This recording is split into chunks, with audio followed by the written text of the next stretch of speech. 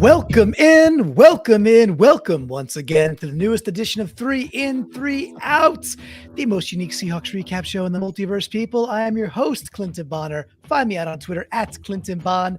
I am joined by the one, the only, the great Brandon Schultz, and find him out on Twitter at SeahawkersPod. Folks, remember, youtube.com/SeahawkersPodcast, shp.show for all the audio.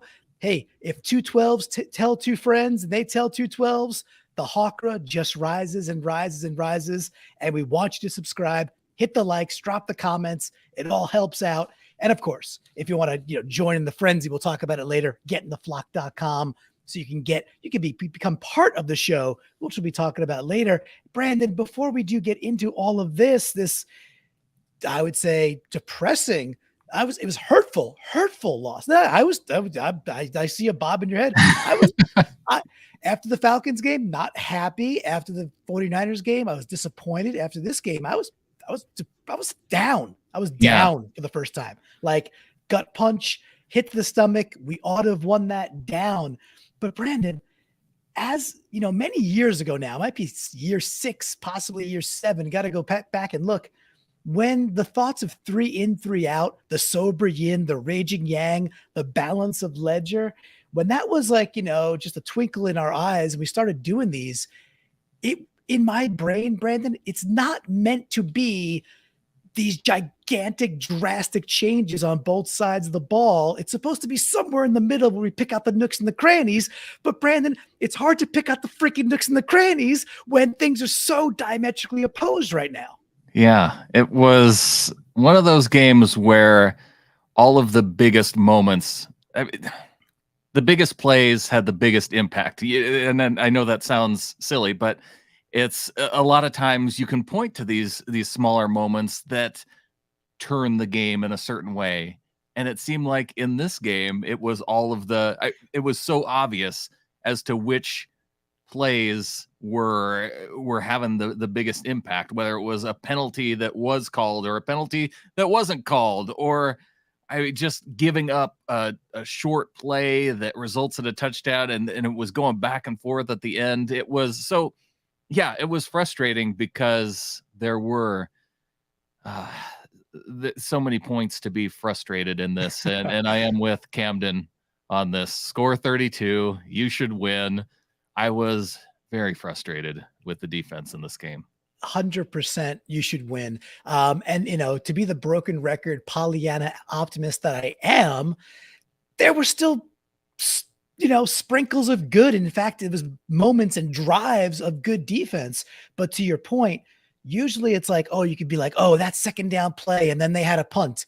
This game, it was like, well, they made the play, one of the plays, but the next play is a bust. Next play is a multi 20, 30, 40 yards and another score. And it's just like head shaking stuff where they didn't kind of roll into the next one as sometimes they do. Like the momentum wasn't gained and they were snapped right away. So it was a few years after doing this, you kind of get an idea of where the moments are before the big moments, right? Correct. Yeah. Exactly. And you could pluck them out and sometimes you sense them and then you jot it down in real time. And then it kind of, your prior is confirmed with the next play that holds it up or something like that. Right. Doesn't always work out that way, but it seemed like it worked out that way really a little bit in this game. However, we do got a job to do. We got plenty to talk about. Super entertaining game. I mean, it's sports. It's meant to be entertaining. There's a lot to talk about that is good and bad. We don't get the win. I won't even say it. We got to start with the out. So Brandon, hit that whammy. Let's start with the out. Boo earns. All right. So everybody knows this by now. We like to wet the canvas. We like this. That's correct. We don't start. That's right. Thank you, Carly. Carly pointing it out there. I won't say those words because I'm incredibly superstitious, it turns out, when it comes to sports, at least. All right. So 24-19, first out, quarter 3, 7:14 to go. I give those timestamps. I hope they're helpful. I think a lot of people maybe go back and watch. I know I do. And the point of the timestamps is so you can go back and take a goosey gander. So Seattle, we're on our own 21-yard line. This particular play, so this is after Penny just got hurt a little bit ago, like the drive before this, right?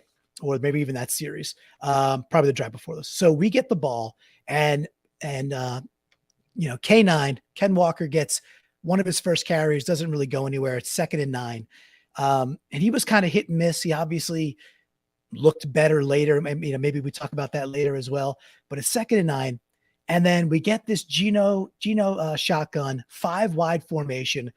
Check out this trips right. I had to go back and watch it. You got Disley on the inside. You got D next to him. And you got Ken Walker far wide. And then I think you got Tyler and DK on the left-hand side. So we got 5 wide. Beautiful setup.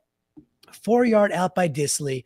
He's he's basically locked up with Demario Davis, the linebacker, who's great. I love that guy.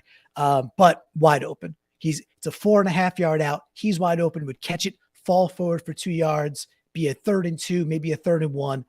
He flat drops it.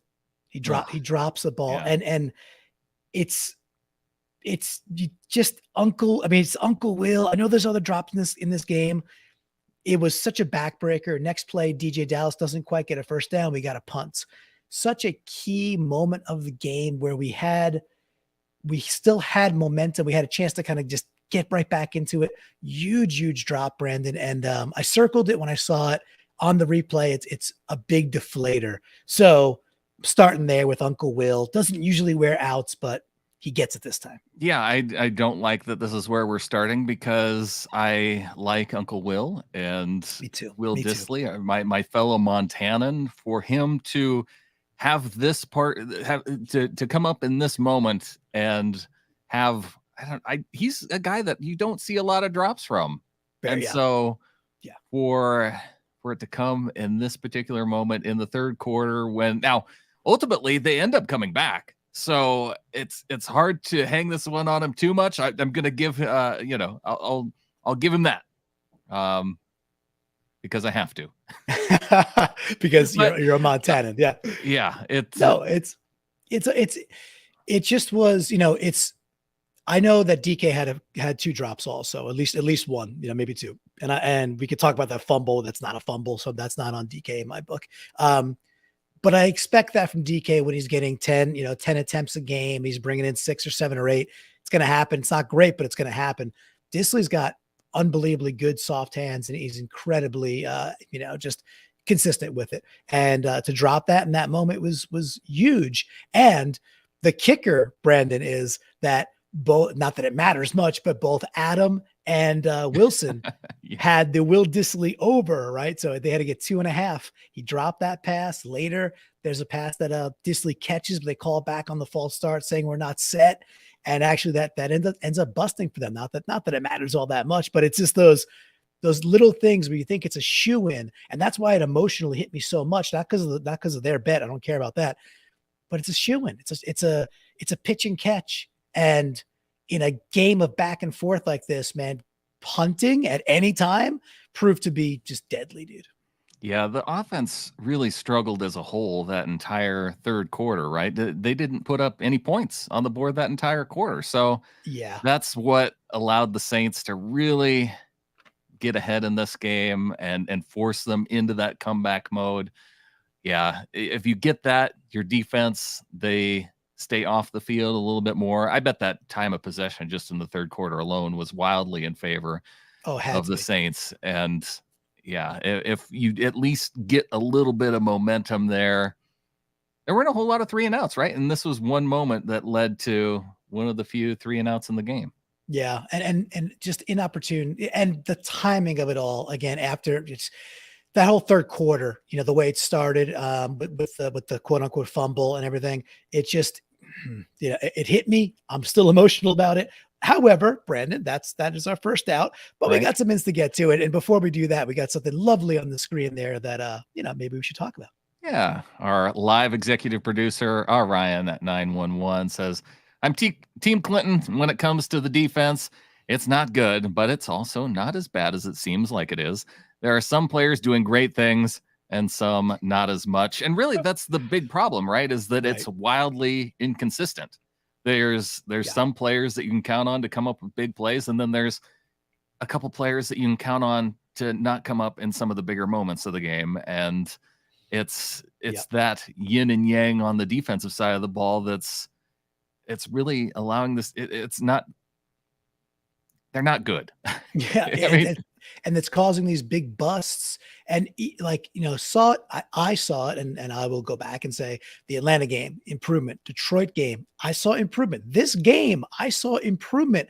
Like mostly, bottling up Kamara. Like Kamara, is better run blocking across the board. Not going to talk about Taysom Hill quite yet, but the typical stuff was better, like just washing down the line, making tackles at the line, bringing your hats, being aggressive at the line. It was consistently better.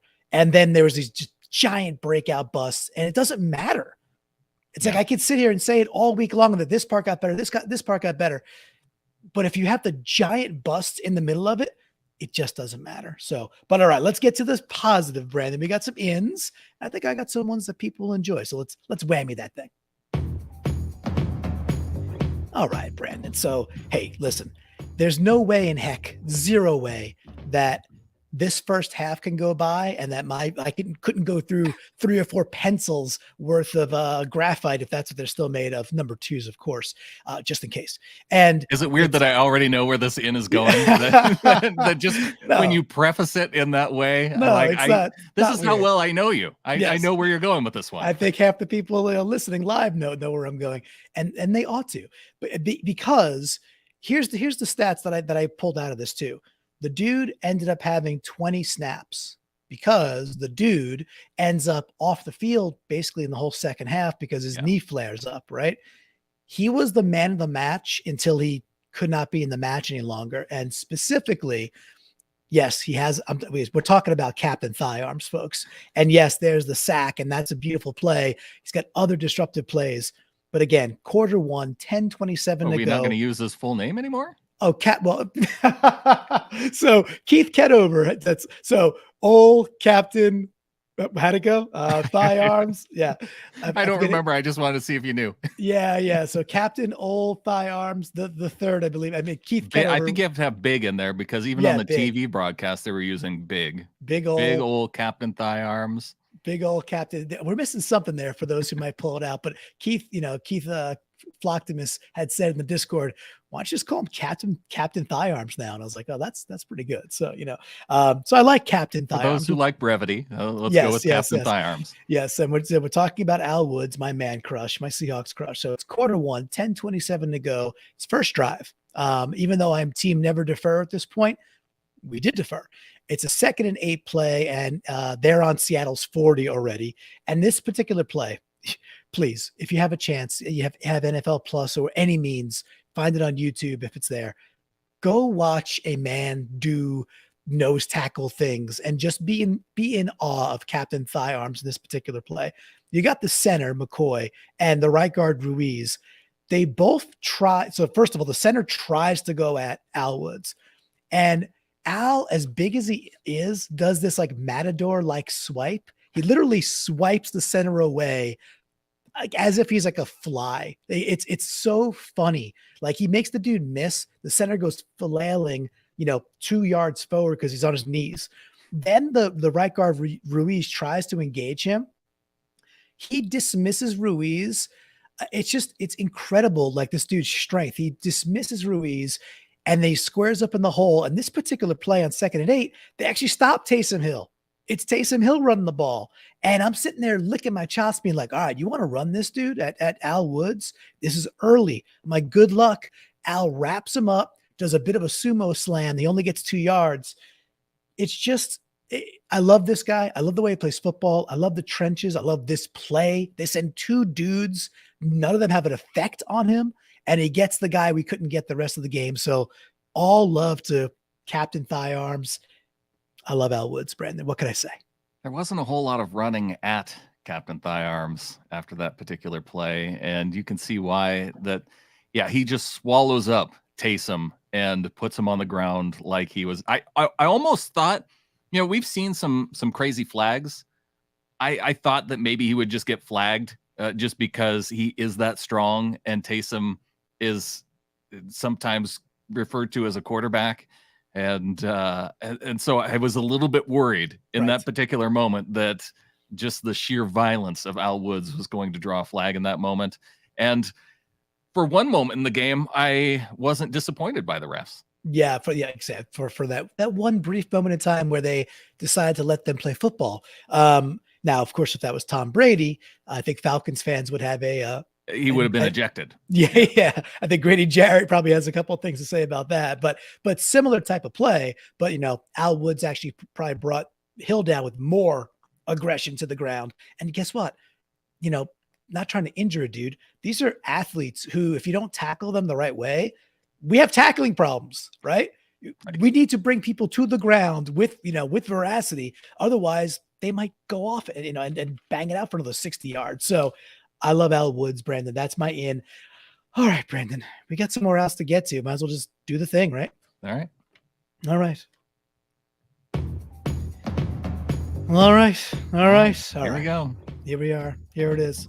Okay. Now we got to get we got to get deep here. So this out, Q4, quarter four, 5:36 to go.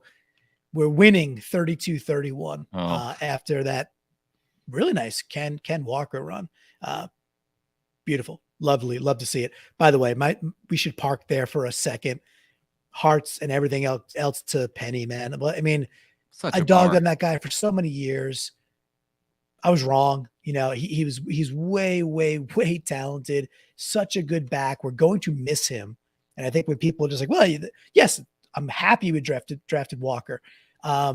Walker looks like a rookie running the ball right now. And I think he's going to progress and have all the chances to progress now. I'm glad we drafted him, but Penny will be missed. And I just feel bad for that dude. So, and with that, Brandon, so here we are, right? So 5:36 to go. It's 3rd and 1 at the Seattle 40.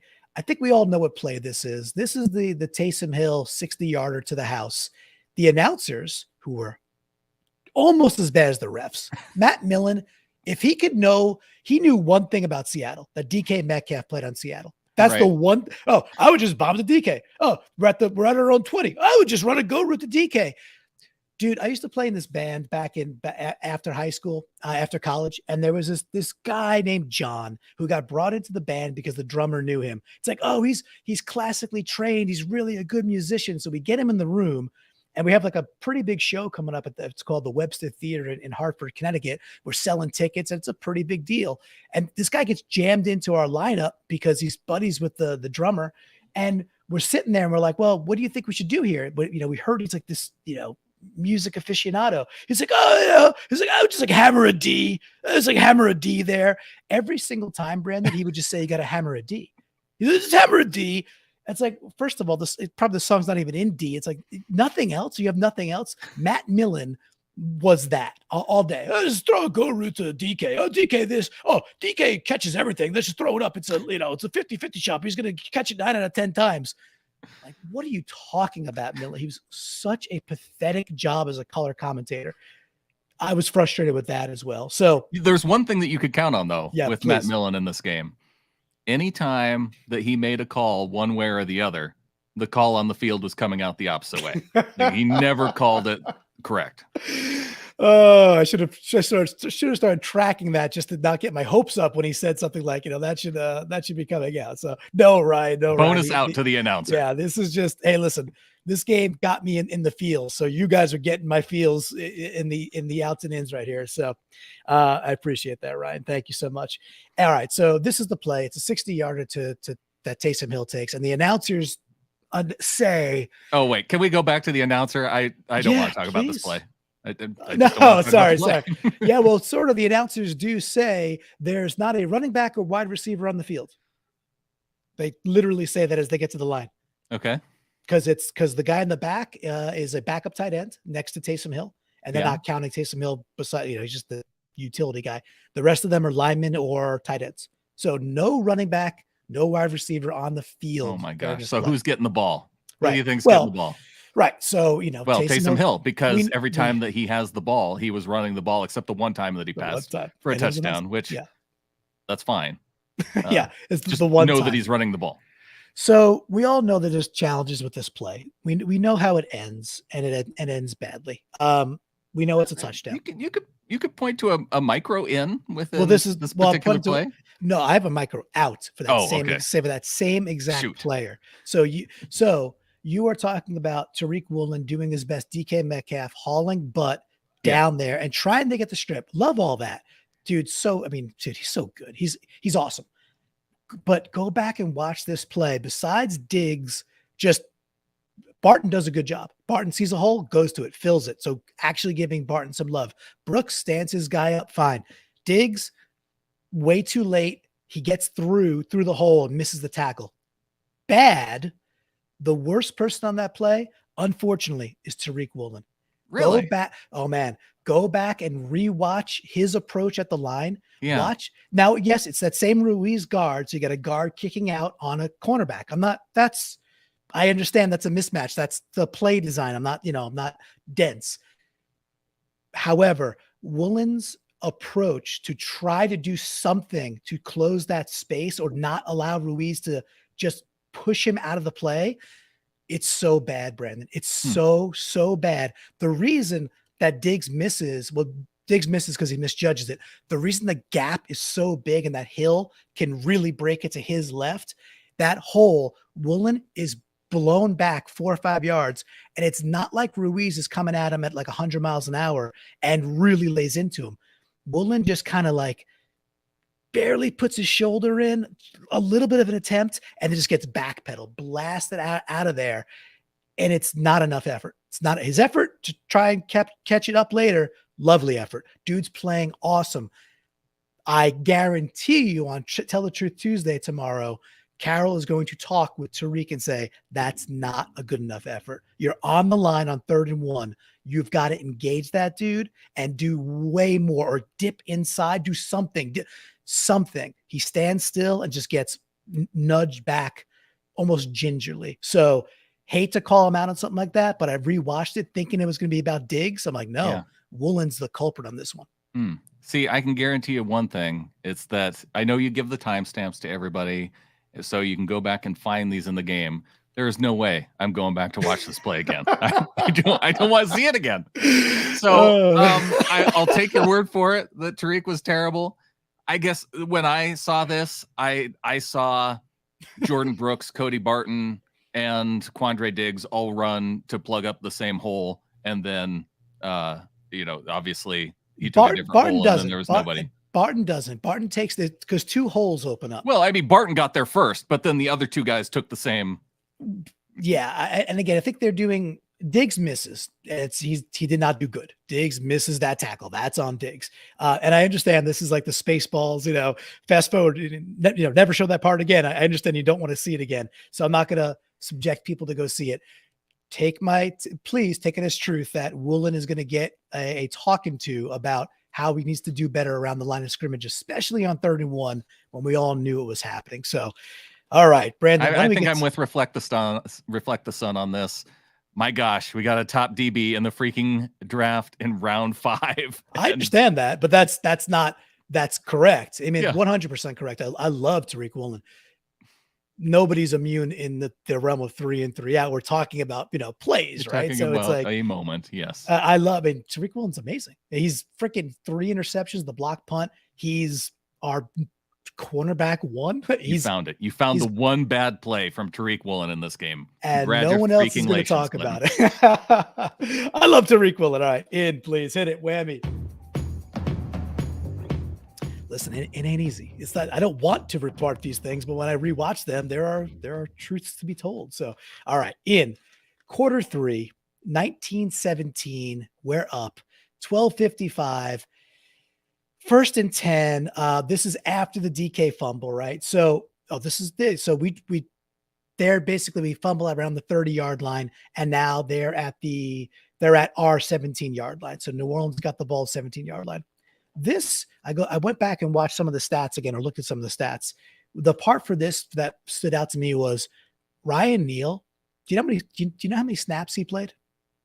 I think I actually have it right here. He played all of them, 77 snaps. All of the snaps. Right. That was the part that I was like, whoa. By the way, He 77. took Josh Jones out of that pretty quickly, who Yeah, only had yeah, 14 snaps in this yes, game. he sure did. So that was interesting. And by the way, 77. If people are like, oh, is that a lot? Is that a little? Because sometimes you don't think in that terms. It's a lot. That's a lot of snaps. 77 is way too many snaps for the defense to be on the field. But it is what it is. Ryan Neal played all the snaps. He was a difference maker. This particular play, this is the one where he's down the box and kind of playing like linebacker essentially. And he's obviously one-on-one on Troutman at 82. Troutman releases, does like a little bit of a bend, almost up the seam type thing. And Dalton looks right, comes back left, fires it. Neal makes a lovely pass breakup. Just perfect, great timing, not face guarding. It's just so well done. And I wanted to recognize the play, but also recognize the man and be like, again, the trends of the defense can and is getting better in pockets. He's one of those poly pockets that I was like, ooh, that's an in. Welcome back, Ryan Neal, to the starting lineup.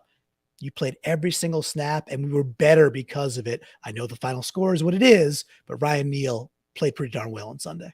Yeah, and I think you could probably point to some plays where he wasn't as great, and Sure. And obviously this was the play that I think stood out the most with Ryan Neal.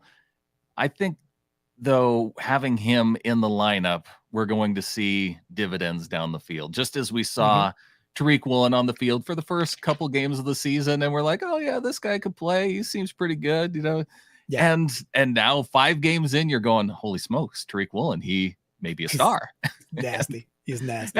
And we've seen some good play from Ryan Neal in the past too, even to the point to where when Jamal Adams was going through some of his injury issues, that we were thinking, Ryan Neal, it might not be a bad idea to have him out on the field more than Jamal, or at least finding some packages to where you can get him involved. And I suppose when you look at some of the linebacker play in this game, you can say, well, why don't we just put more defensive backs on the field and play a little bit more dime coverage instead of having those linebackers out there? But yeah, I think this is a good play to call out. He stuck with it, and I wish it would have been one of those plays where you could say, well, it led to a field goal for the Saints, and it was just because of that play that kept 4 points off the board. Right. But no, it was just a couple plays later. I don't want to have to remind everybody, but a couple plays later when the touchdown was called not a touchdown, then reversed. When Chris Olave did a football move to get his third, he's getting spun around. And I guess if the rule is 3 feet, then the rule I would have been mad if it was our guy getting 3 feet down and not called a touchdown, but it is I'm mad because he called one way and then they reverse it. I'm mad because he dropped the ball when he hit the ground. And it is what it is. With Neal quickly, Brandon, it's I think we all understand that he's Jamal Adams. He's not in some ways, but he is fast and he is aggressive, and he will make a mistake or two. But with those mistakes, he constantly brings his hat. He constantly is like, he's on the ball quick, doesn't dilly dally. He's decisive. He's like the anti-Trey Flowers. That's basically what it is. Like, put him in man, and he might get burnt every now and again. But the other side of that is, if a dude's catching the ball, he's on him so darned quickly because he's decisive. So I really like what I saw, and I just wanted to call it out there. So, all right, we got one more out, one more in. Why do we hit the whammy? And let's get to it, Brandon. What do you think? We got to have fun, people. By the way, I'm not giving up on this team. We're 2-3. The division's crap. I'm not giving up on this team. We can win. It's a fun team to watch. Yes, it's a fun team to watch, and we could get our poop in a group and win a lot of games, or at least, enough games. Yes. Not giving up on this team. But I'm not in the draft mode just yet. It's freaking going into week 6. Calm down, people. All right. So out. 4:15 to go, quarter 4. We're now losing 39-32. We got the ball at the 33-yard line. It's 3rd and 2. Okay. This play results in the bad Geno sack. The bad Geno sack. To Geno running backward for 25 yards and taking the sack. Bad bad Geno play, but no, I'm not going there. Okay, good. Because since you refuse to give Geno ins, I think you should. Well, hey, I still have an in left. I still have an in left. All right. Still have an in. What I really disliked about this whole thing was first down, 6-yard run to Ken Walker. He looks good. He's starting to feel it. You could see after the big 69-yard run, his first touchdown of his career, feeling, just starting to loosen up, hit the holes a little bit better. Second down, 2-yard run. Okay. So we're in 3rd and 2. Mind you, there's 4:15 to go in the game at this point. 4:15 to go. It's 3rd and 2 or 33. I am sitting there screaming at the television. It's 4-down territory. Run the friggin' ball. It's 4-down territory. Run the friggin' ball. We cannot give them the ball back. We can't. Mm-hmm. Number one, we're down 7. Number 2, we can't stop Taysom Hill. So you have, in my opinion, you've got to be in the mindset that you have 2 plays to go get 2 yards. Right. And you need to eat clock as you progress downfield, because the game should be, a thing where you're tying it up, or maybe even taking a chance at a 2-point conversion and saying, it still sounds like an out to Geno Smith for running back. No. Listen, I know we sometimes give him out to Waldron and stuff like that. Last week in the locker room, Brandon, they ended with that chant where they're cheering on Pete Carroll and they're chanting, run the ball, run the ball. Why did we forget in the most important moment when we're at 3rd and 2 and we got 2 downs? Why did we forget to run the damn ball? Mm-hmm. Inexcusable to me. Now, there are things in this play that I think we could talk about also, but I'll stop there for a second. Yeah, with the things with this play, besides the obvious that I've already pointed out twice, the thing that bothered me the most as Geno was scrambling around back there, and Ken Walker doing his best to try and get in the way of Cam Jordan. Right. You had Austin Blythe and Damian Lewis. So while Ken Walker was back there, you also had Charles Cross back there, so playing at the left. And so his two offensive linemen next to him, Blythe and Damian Lewis, I swear that at one point Austin Blythe was about to put his hands on his hips as the play was still happening. I thought he was resting as Geno was still standing upright and moving around. Hey, how about you go give some help to your other guys who are over there trying to block? You freeze frame that, and it looks there's some moments that do not look good for those 2 guys. I saw that myself, and you're totally right. It's like they're being like looky-loos, but you can't be. Cross does a fine job because Geno going to get out of this, right? let me get my popcorn. Let's see what happens here, right? Cross runs his guy around the corner and then pushes him like he sees where Geno is, and he pushes him, kind of just nowhere where Geno is at that moment. But the other problem is the play is set up where Disley gives, Cam Jordan a nudge, and he's running across the flat. And we're leaving Ken Walker on a dude who has now 110 career sacks. I think the ball's supposed to go up pretty quickly. We saw Noah Fant. I thought Fant might be open. I thought it was tough without the all 22 to know exactly if he was open enough. I think the DB is back far enough that if Geno fires it, he probably has him. And obviously Geno had no problem. He found Fant on a couple of balls in this game that were like, whoa, that window. And other plays like, whoa, that window, like all praise Geno. And then, hey, you know what? In the moment, Geno did not make a great play, but I'm with you. There were so many other things there where it was primarily the play was to run the damn ball, damn ball, because as Carly's saying here, the out. Run the friggin' ball, reminding me of Sherm on the Broncos game, which was magical, right? Which is so good. So at least we could, have that moment of Sherm just going bonkers and the post game with that Russ. That I don't know what to call that. And by the way, how we turned that out into an in for Sherman. Yes, it's an in for Sherman. And coming up on next Monday night, we get to see prime time again and go Chargers. What can we say? Go Chargers. Let's go Bolts. All right, let's hit that last in whammy. Let's do it. One more, Brandon. One more. Here we go. Hey, we're finishing with an in. Yeah, we get to finish with an in, and then we get the from the flock section, which we hold dear.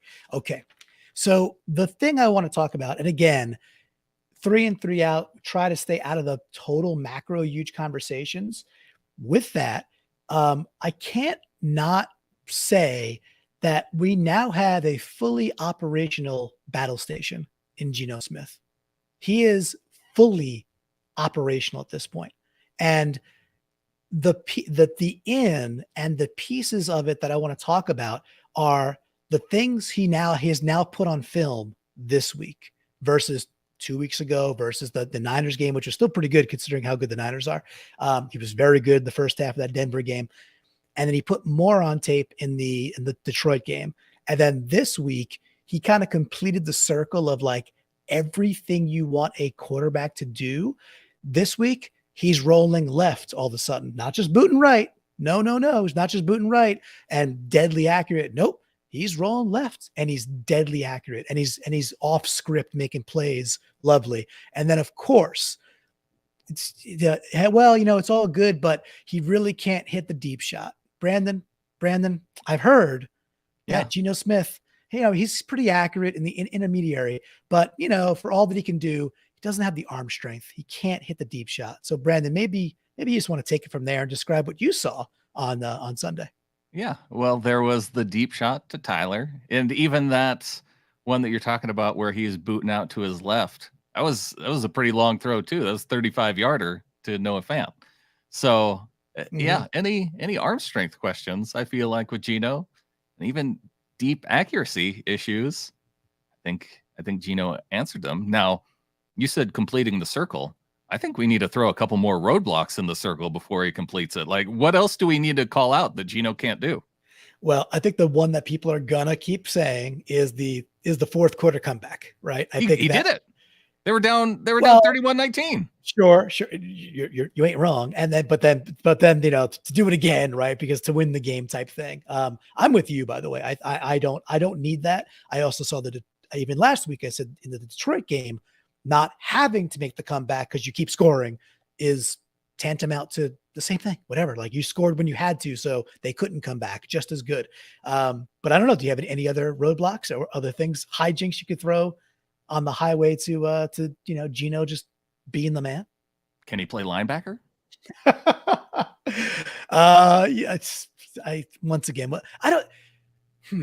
Linebacker. Yeah, I mean, you said 77 snaps is a lot, but I have a belief in Geno. Like he can be the first two-way dude to both play linebacker. He's got the green dot on his helmet. Throw him out there and let's see what he can do. I have a similar question, and this one might be, I know that's facetious and it's funny. Although I think people might be pained by this. I thought our linebackers were better this week. I think they were better. Yeah. Oh, it's week. Easy to improve when what we've seen so far. Fair. No, fair. Is it Ryan on the screen? Is he tall enough? Yes. Did he play basketball? Yes, he played basketball too. And he's tall enough. But I have a legitimate Iron Man question for you, and not the Marvel character. Can Tariq Woolen play wide receiver 3 if we wanted him to? Ooh. Because we don't have a wide receiver 3 really. I mean, I want D. Eskridge to be it, but I have to stop trying to make Felch happen. It's not happening right now. So is it time to bring Woolen into the Dion conversation, huh? Where you script some offensive plays for the guy? He catches everything. The things aren't bouncing off his face mask. Here we go. He's got hands. He's got some speed. So now give him an end around. It doesn't even have to be a throw. I'm saying. I mean, is it too improbable to think that to even layer in one more layer, not to be redundant, of offensive, nuance? Could we see Tariq Woolen get called on the offense this year? I don't think it's impossible. Look, we've seen DJ Dallas throw a terrible pass near the goal line. We've seen Michael Dixon try and roll out to punt and fumble.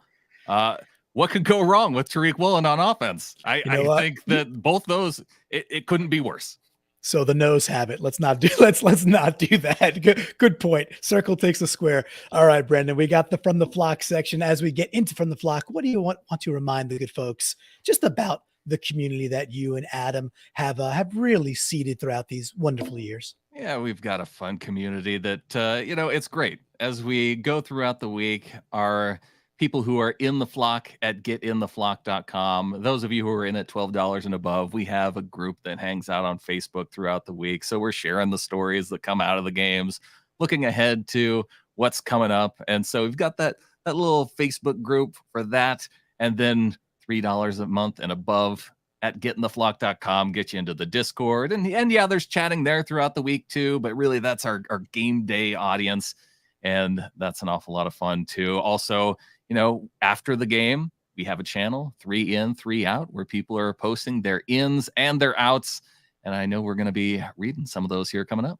Yes. So why don't we get to it? So this is what we affectionately call From the Flock, where the folks, whether they came by Discord, by tweeting at us, on Twitter with the hashtag 3i30, or in the Seahawkers Pod Ring of Honor, or sometimes they slide into our DMs, whatever it is, where again, we're like Ron Burgundy. You put it on the screen, we're going to read it. And if we don't read yours, it's not because we hate you. It's just because I might have missed it, or we have a lot of people maybe saying the same thing. I'm kind of doing a little curation so this segment could be, as fluid as possible. Now, one person I never, ever, ever miss, because she never, ever, ever misses, is Car in the Discord, Kar in. Geno setting up DK to score that touchdown with a beautifully thrown ball. Car just talking about just the loveliness of Geno's touch and ability, because it's been lovely to watch. Nice throw to DK for the touchdown there. DK probably should have had a second one too. Should have been 2. Absolutely. Should have been 2. But we'll see if anybody mentions that. Also, an in from Car, Myers being good enough this year that a 56-yarder doesn't worry us, and he proves us right. Yes, except for the extra points. The extra points. You got to work on the extra points part. It's always so funny to me that extra points get missed at a seemingly higher rate since they've been moved back than these. I know it's not, but it just seems that way than these 56-yarders. But Myers, to his field goals, has been good. All right, so an in from Frost, who we all know who you are, secret identity Frost. He goes in. Barton, first half, 0 dumb plays by my count. Hey, Frost, I want to say, I agree. Again, better. Not saying good. Sometimes I'll ask my brother, he'll be like, I'll say, hey, Scott, how was that? I'll be better. I'm like, oh, good. He's like, no, not good, better. And there's a major difference there. Barton was better. Can he get to good, or at least decent? I don't know, Brandon. It's like when you got through a half of football and you didn't have to swear at Jermaine Ifedi. That's it was like, that was a good half. I got to bring these things up. Got an out from Henrik Hawkson. Out is being tackled by the defender. A football move, a catfishing joke, that is. Yes. Yeah, that goes back to that reverse call in the end zone. And at the first look, the officials got it right in the sense that when you saw that play in real time, it didn't look like a catch. Correct. And it was when you went back and you saw, okay, he got 2 feet down and on his way to the ground, he had another foot that hit the ground. And so technically when you get 3 feet or 3 steps in the end zone, it's a catch. And then that counts for a touchdown. Yeah, I'm still on the suppose. And if I get it, if that's the rule, fine. He gets spun around by the defender and they call that a football move for the third. Like the third foot is a football move. The ball pops out. Great tackle by Kobe Bryant. Kobe Bryant, he's got some challenges in his rookie year. He has a knack for dislodging the football. And we saw that on another play with a big turnover as well. So it is what it is. No, no point crying over spilled milk, as they say. We have to move on. And we are with Josh Tehuman in the Discord as well. He says, out. Seahawks D-line inability to stop the run. And then he comes back and says, out. The refs' inconsistency and hypocrisy with penalty calls. The penalty calls, yes, way more ticky-tacky on us, and holds that I thought were pretty egregious on like Puna Ford and others that I thought were getting through the line. Mm-hmm. I thought the more hypocrisy was just DK has his arm bar on the ground when he still has the ball. Like, okay, like, that's not a fumble. So I don't know how they call it both ways. That to me was hypocritical, but that's It is what it is. Hey, Brendan, look what this next out features. Your favorite guy. Oh, we got another out coming here. I'll get to Ryan 911 first. If we hit 3,000 patrons, Brandon and Adam will have a Techno Thursday party. So let's go. Oh, I like that. Hey, we might do that at 500. I don't know if we have to get patrons, to 3,000. Yeah. That's. I'll chip in for that. All right, KC Hawk. He's on top of Blythe here too. Had a couple of odd early snaps that got called for penalties. A center should never get the pre-snap penalty calls. And I will defend Blythe in this situation because I think it was, I don't know if this was either after Gabe Jackson went out and if it was Phil Haynes in that spot, but beefy boy. Yeah, when the crowd is being loud, a lot of times you'll see, it has been so far this season, the right guard kind of make a swiping motion with his hand just kind of in front of the peripheral vision of the center. And Geno I don't think he had called for the snap yet because you saw it. The play was called on the center because the center snapped the ball and nobody was ready. And so obviously it goes to Blythe. But you saw after that play happened, Geno talking to the right guard as if to say, hey, dude, I was not ready to snap it. You did the hand wavy thing, and it totally screwed us up there. So yeah, it was. That one in particular wasn't Blythe's fault, but I appreciate the call out because that was a bad moment in the game. Mm-hmm. Out does Shelby Harris play on this team? I remember hearing how good he was and how that was a great piece of the trade. I know he's out there, but he just disappears. And that goes for, I don't know, just about everybody else playing on the interior of the defensive line, not named Al Woods. Yeah. Yes. Yeah. And I do think the injury to Shelby set him back a little bit. He looked really good to start the year, that Denver game, right? Probably taking a few weeks to get back to 100 is probably what it is. One thing I do want to say about the offensive line quickly, because we didn't really touch on them in general. Yeah, sure. There was a couple of sacks and Abe Lucas gives up his first sack of the year. All right. This is a good Saints defense. Like they're good. They're like easily top 10. Just across the board. We have any outs for the offensive line here? I hope we don't. Except for Blythe. Yeah, I mean they're that's the point, right? We before Penny goes out, he's averaging 5.8, 6 a carry. Oh, yeah. Walker gets a big run where he's not touched. He wasn't touched. I mean, nice run, and his acceleration was lovely. He wasn't touched, and then you could see Walker kind of getting into it later in the game.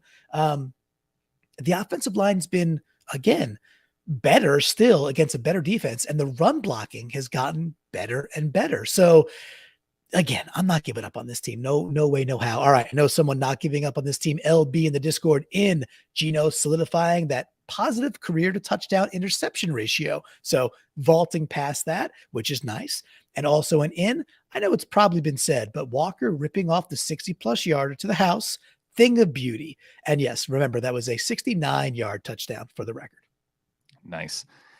Josh DeHuman in the Discord coming in with the 3 ins. The offense overall doing really well, very balanced. The young corners each week progressing and getting better and better.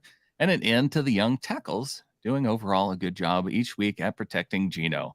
Yeah, a lot of nice moments there. Look at that. I could have just shut up and let the people do the talking because it was right there. But maybe after year 7, I'll remember just to let the flock be the flock. And of course, you can't let the flock be the flock without Hawk Van Dyke.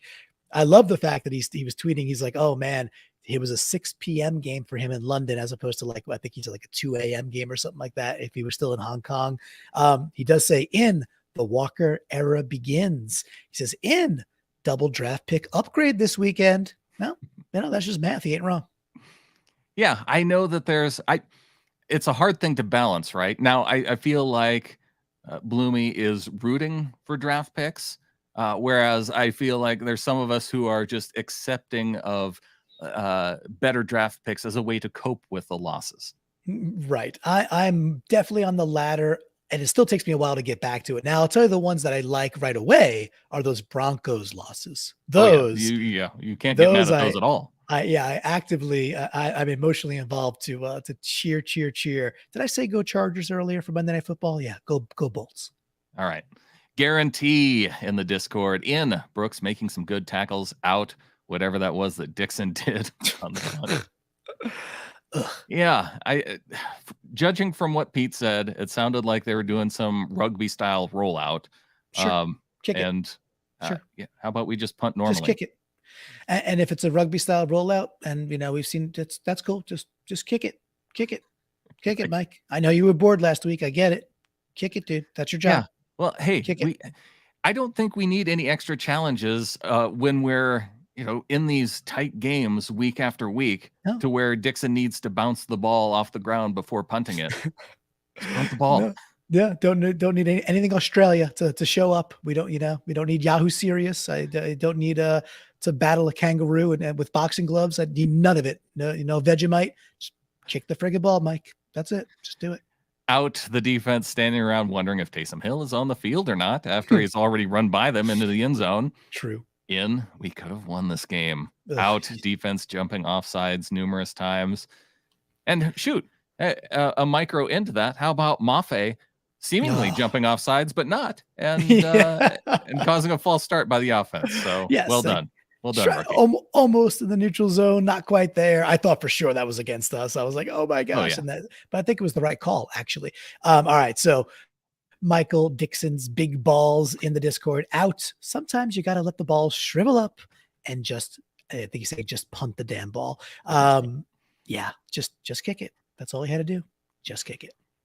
Beast mode 24 into the offense, playing really well most of the time. Into Bryant and Woolen. Keep on learning, growing and getting better. K9 going on his first big run. Mm-hmm. Yep. Good stuff there by Beast Mode for sure. We got Scott Campbell out on Twitter at 33 Scott Campbell. He goes out. This one's going to hurt. I said no more Australia. And here comes Scott Campbell out, getting up at 4 a.m. here in Australia to watch that defensive display. Can we trade for someone that can tackle? Yeah, I hear you, dude. Getting up at 4 a.m. here in Australia to watch that Geno and offensive display. Geno playing at MVP level. Exciting, excellent to watch. One quick thing I'll say about that is if this team was 3-2, or dare I say 4-1, the Geno chatter would be even louder than it kind of is starting to get nationally. Well, let's get there. Let's see if this defense can buckle up here down the road. And bringing up the idea of trading for someone. Hey, Carolina Panthers just fired their head coach, and we've got an inside guy. The general manager there was a former director of player personnel for the Seahawks. So how about before you trade anybody away, you give your buddy John Schneider a call first and see if you can pick up some extra draft picks. Pick up the phone. Call John. Just call John. That's right. Just do it. Susie Beauchamp at Susie B. Hawker. Can't start with an N. So out. Dixon trying to run the ball. Penny almost taking out the ref on his first run. Thought about making that an N. I thought it was kind of funny. And an N to Woolen. Happy to see more of Neal as well. Using that hashtag 3i30 out on Twitter. I love it. Speaking of love, this last name, I'm not sure if it's his actual last name, but Mark Antrobus. It sounds like a last name to me, but I love it. At Mark_Antro. Just think Antrobus is a cool last name. Out to Woolen, copying Barton's tackling style from the Lions game near the sideline on Taysom Hill in the fourth quarter. He's talking about not pushing him. He was going for the strip. I think he was just trying to go for the element of surprise, right? And so I give Tariq, I'm okay with that. I understand why you want to call it out and say just get him out of bounds and preserve it. I understand the instinct that he doesn't see me, and I could make the biggest play here, which is to strip the ball and have it go out of the end zone for a safety. Right. Then you get the ball back, and rather than allowing them to essentially look, if they would have pushed him out at the 2-yard line, exactly, guess what would have happened a play or two later? It would have been, they would have given the ball to him 3 straight times if needed. And because there wasn't any stopping what the Saints were doing inside the red zone. It's true. Henrik at Willicious for real, like that Twitter handle. Sure. Says even it was called back, Kobe should get an in. Yeah, so he's talking about that awesome tackle on Olave. Heal up a lot. Olave is a good player. He's fun, good receiver. The Seahawks kind of keep getting lucky that we're missing all these big dogs. We got to win these games when these guys are out. But to Henrik's point, Bryant brought his hat there. And again, I still don't think, put it this way, if I'm playing at the Knights of Columbus across the street where I grew up from, and Anthony Gorman hits me like that and the ball pops out after I have 3 feet down, yeah, that's it. It ain't a touchdown. They would not be allowed because I didn't catch the ball. All right, Mr. Chris Boucher, the funnest name to say in the Seahawkers Pod Ring of Honor, in Tyler Lockett with the block that springs Kenneth Walker for his first NFL touchdown. Chris, love the fact that you took the macro 69-yard touchdown, you found the micro, and given some love to Tyler for some great blocking from our diminutive in stature wide receiver. Jason Turner with the Rookie of the Year candidate. Tariq Woolen out to penalties. And yeah, Woolen, I was looking at the stats because Pro Football Focus, you can sort out and look at, sort out all the garbage stats and look at and really focus on the players who have played majority of the snaps this season. If you look at the players who have had 100, 120 plus snaps this season at cornerback, and you go all the corners in the NFL and sort it by quarterback rating allowed, Tariq Woolen is in the top 5 of the entire NFL. Damn.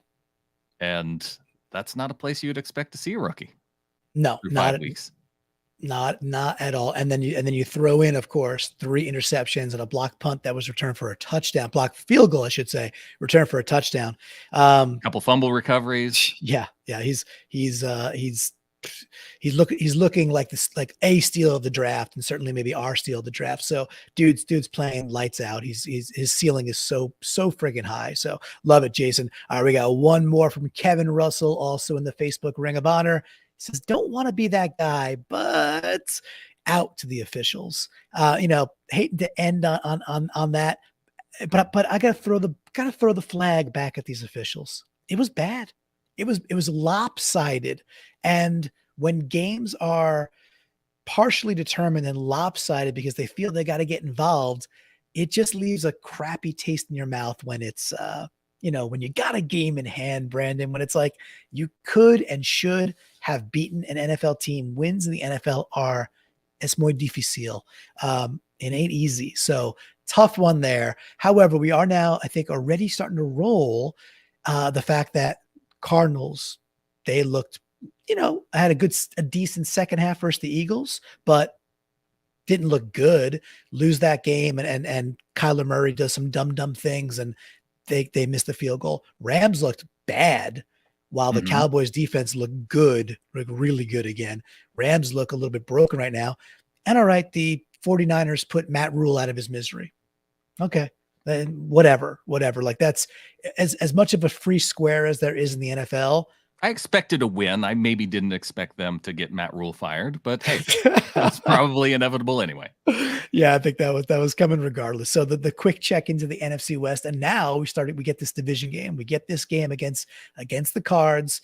When we played Detroit, I went out on Twitter and I said this is a must-win game.